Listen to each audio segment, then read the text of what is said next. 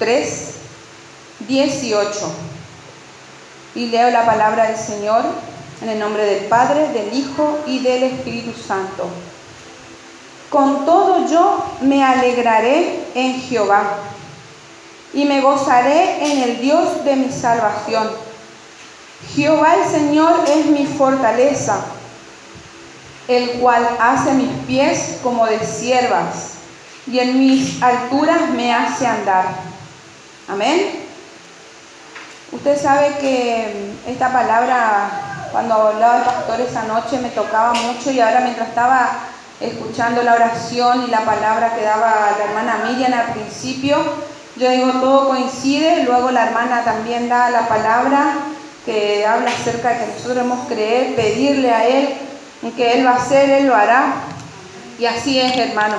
¿Sabe por qué? Porque desde el año pasado, agosto, inolvidable para mí la fecha, 17 de agosto, 14, 15 de agosto yo le llevo a mi hermano al médico, queda internado porque era día feriado, 14 de agosto, 15, 16 lo ven los médicos y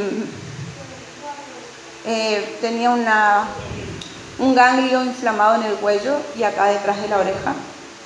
Y usted sabe que ese día nosotros teníamos temor, pero porque no sabíamos qué podía ser. A veces sabemos que los ganglios se activan por alguna infección y le hacen la biopsia.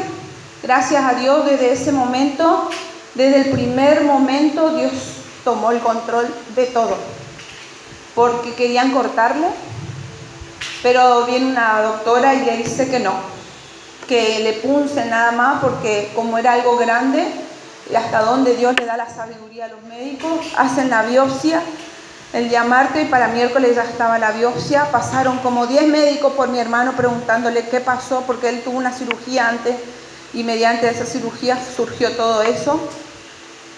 Sin saber, el Señor siempre le guardó, aún teniendo ya el diagnóstico que le dieron el 17 de agosto, él ya estaba con ese diagnóstico.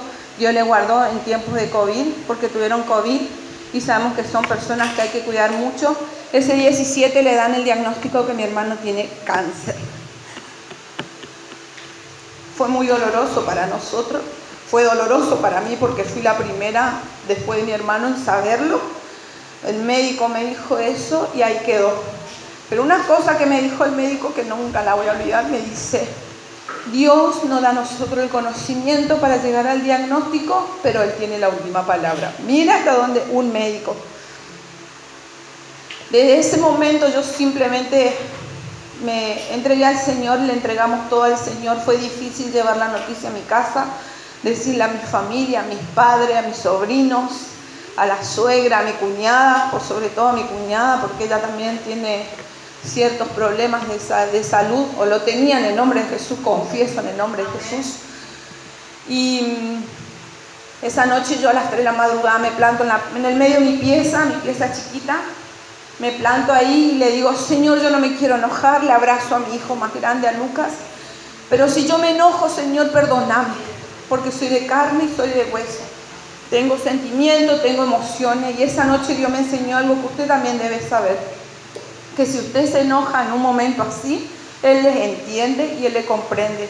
Cristo vino a la tierra en carne, tuvo sentimiento y tuvo emociones, y algo que yo aprendí, que desde que Él tomó la cruz hasta llegar al monte Calvario, en ese proceso Él sufrió muchas cosas, y antes también, porque le negaron, lo entregaron, le escupieron, le pegaron. ¿Saben lo que es eso? Y en ese proceso Él no estuvo solo, estuvo el Padre, estuvieron los ángeles. Pero como ser humano, Él hubiese pensado: no está mi madre, no están los discípulos, no están las personas que sané, no están las personas que me negaron al lado, ayudándole.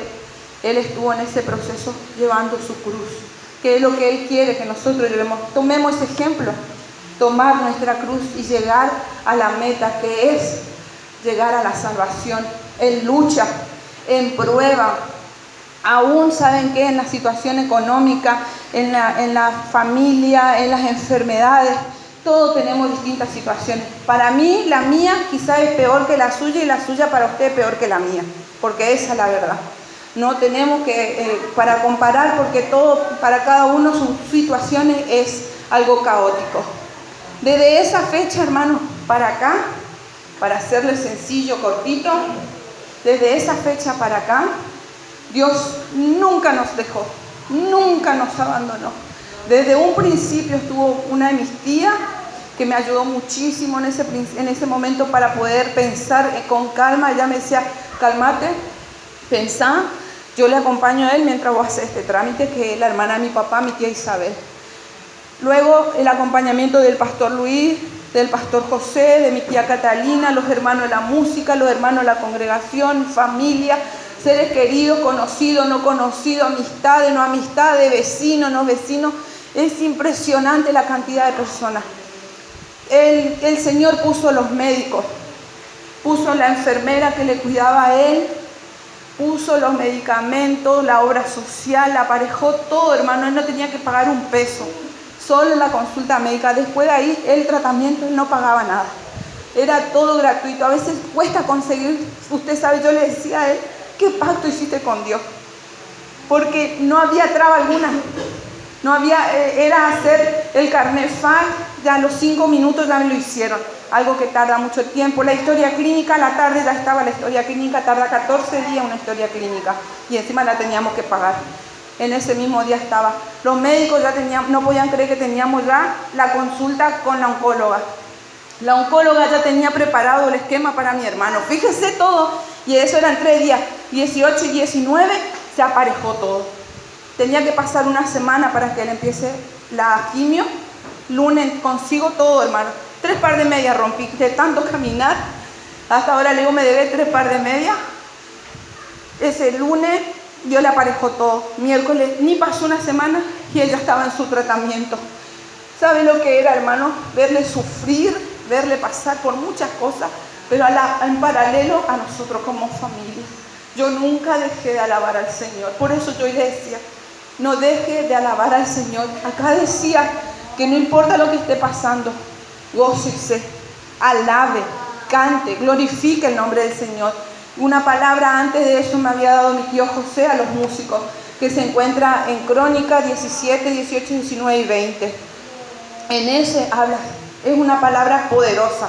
Habla donde venía batalla, venía guerra sobre el pueblo, y sabe que solo se encargó el Señor, pero que le pedía que pongan sus vistas en Dios, que alaben a voz de cuello, que oren y que ayunen, que glorifiquen el nombre del Señor. Todo lo que Él me había dado una semana antes lo puse en práctica todo este tiempo. No fue fácil, no fue fácil. Yo estaba estudiando, tengo mis hijos, trabajo, tengo mi familia. Yo hablo por mi hermano, por mi proceso que a mí me tocó pasar. Yo sé que a mi mamá le tocó su parte, a mi papá de otra parte, a mi sobrino, a su esposa de otras partes. Y yo lo hablo por mi parte. Dios jamás me abandonó. Pude recibirme, pude estudiar, aún acompañando a mi hermano. Pude acompañarle, estuve con él.